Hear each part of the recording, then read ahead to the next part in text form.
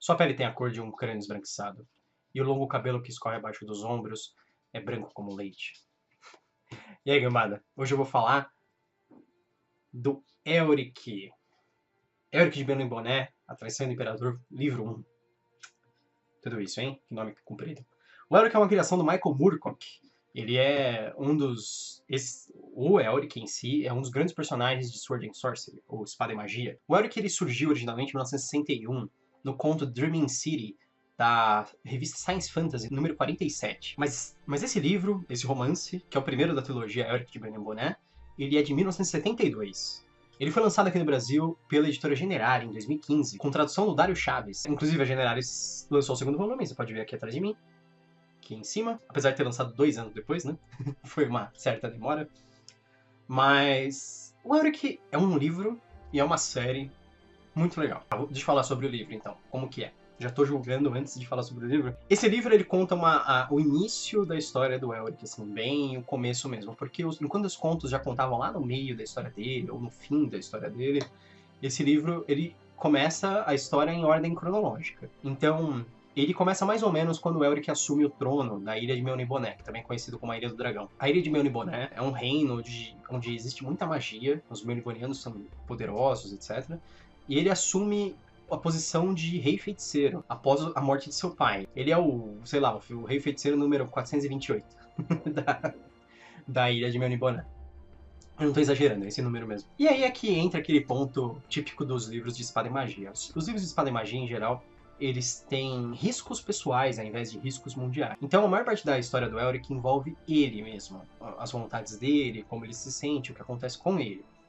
O Elric, ele é um Melniboniano que ele é albino. E ele tem uma doença que deixa ele debilitado. Então ele tem o cabelo extremamente branco, a pele branca. E ele tem essa doença que faz com que ele precise usar poções e magia para sobreviver. Ele não se sustenta sozinho, digamos assim. Com a vida normal, assim. O Elric, ele tem 2 grandes conflitos na Ilha de Melniboné. Ele é apaixonado... Conflitos, né? Um é que ele é apaixonado pela prima dele, que chama Simoril, e ele é odiado pelo primo dele, que chama Irkun. E esse primo dele, ele é irmão da Simoril, e ele também deseja a Simoril. Família legal, hein? E aí, o Irkun antagoniza ele o tempo inteiro, desafia ele, porque o Elric, ele é o senhor do Trono de Rubi. O Trono de Rubi é o trono da Ilha de Melniboné. E o Irkun, ele desejaria tomar o Trono de Rubi para si e tomar a própria irmã como concubina ou esposa lá, o que seja.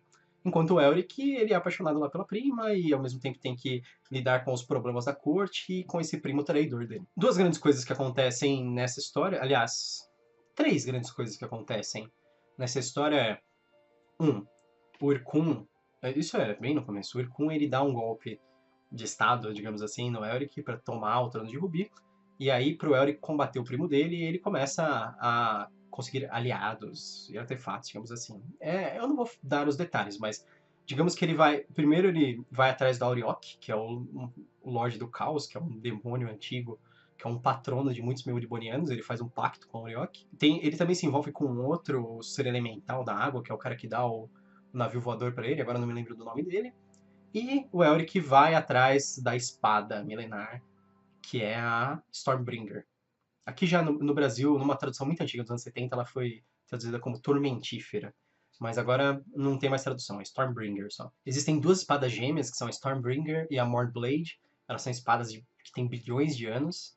E elas são super poderosas, as espadas são inteligentes, elas conversam com seus usuários. Essa é a história de como o Elric consegue a Stormbringer, que é umas grandes sacadas do personagem em toda a história dele.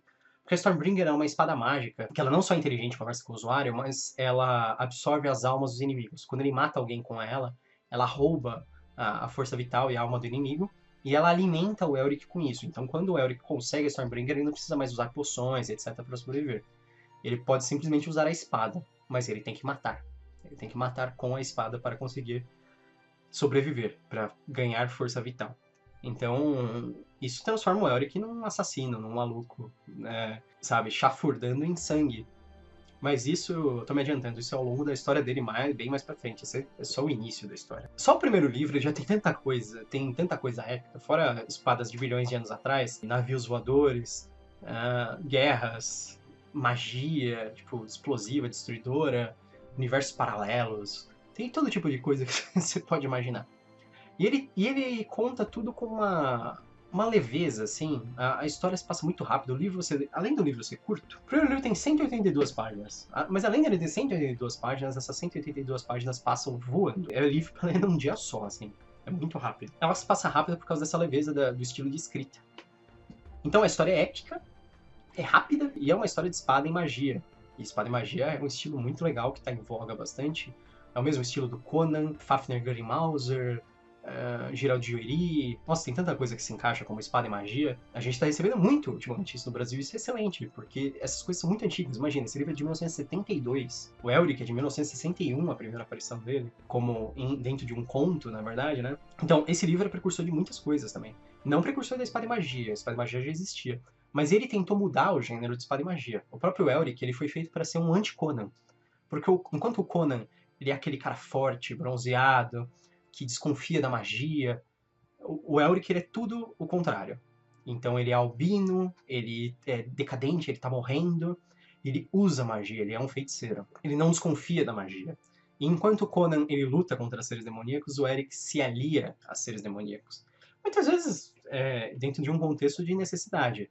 Mas mesmo assim, ele faz porque ele faz. E ele quer fazer e ele acaba fazendo. Isso acaba gerando um outro aspecto do Elric, que além dele ser o anti-Conan, ele ser um personagem inovador, assim, pra época, para ser totalmente diferente do que havia dentro da Espada e Magia antes, ele também é um personagem torturado. Isso não é necessariamente diferente do Conan. O Conan tem seus problemas psicológicos também.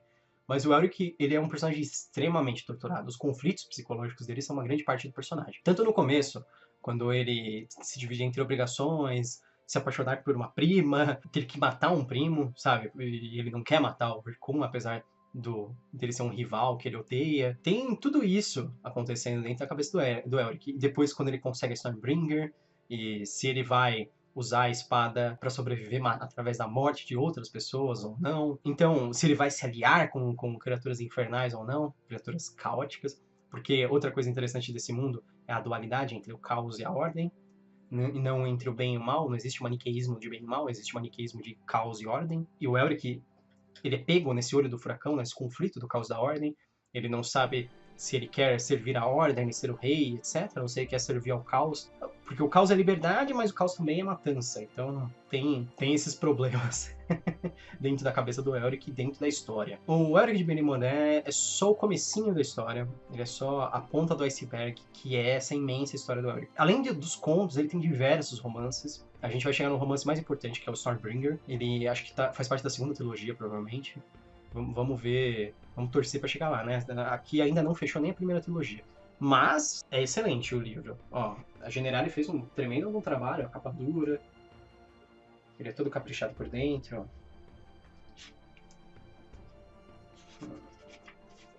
Então, servição, assim. Muito legal. Se eu acho que Elric vale a pena, normalmente você fala assim, vale a pena ler? Vale a pena. Eu não acho que Elric vale a pena, eu acho que Elric é obrigatório. Eu acho que você pode até reclamar, ler e falar que achou chato, reclamar. Mas se você é fã de fantasia, você vai entender a quantidade de coisas que vieram do Elric. Então, sei lá, desde a Frostmourne, que veio do Stormbringer, até tudo que você imagina. Apesar de existirem indícios de que algumas coisas do Elric vêm dos livros do Paul Anderson, no livro do Broken Sword do Paul Anderson tem uma espada um pouco parecida com o Stormbringer, e o Paul Anderson é de 1954. Apesar dessas coisas, a Stormbringer ela trouxe muito mais personalidade, né? Então, as coisas são baseadas nessa personalidade do Elric, da Stormbringer, da dinâmica da relação entre os dois, entre ele e a espada dele, essa sensação que ele tem de que a espada diz que serve ele, mas na verdade é a mestra dele, ela domina ele, como se fosse um vício, isso é um paralelo de um vício também, ele acha que ele pode largar a qualquer momento, mas ele não consegue largar. São muitas coisas que você não pode perder, porque Elric é muito legal, ele traz coisas novas, interessantes para a época, e aí, ainda hoje em dia, você ainda vai achar muita coisa nova e interessante. Ele não vai ter uma linguagem moderna, ele não vai ser um livro de fantasia de 800 páginas com um monte de coisa nova, assim, porque ele é um livro de 1972. Você tem que pensar nisso. Mas você tem que ler ele da mesma maneira que você lê Senhor dos Anéis. Respeito pela época que ele foi feito. Pra época, ele era um livro destruidor. Talvez hoje menos, mas ele ainda vai ser um livro legal. Ainda vai ser um livro impactante se você prestar bastante atenção. Elric de Benimoné com certeza, absoluta, leia esse livro. Se você gostou do vídeo, curte, se inscreve no canal. Eu sou Gustavo Domingues e bem-vindo ao Canavial.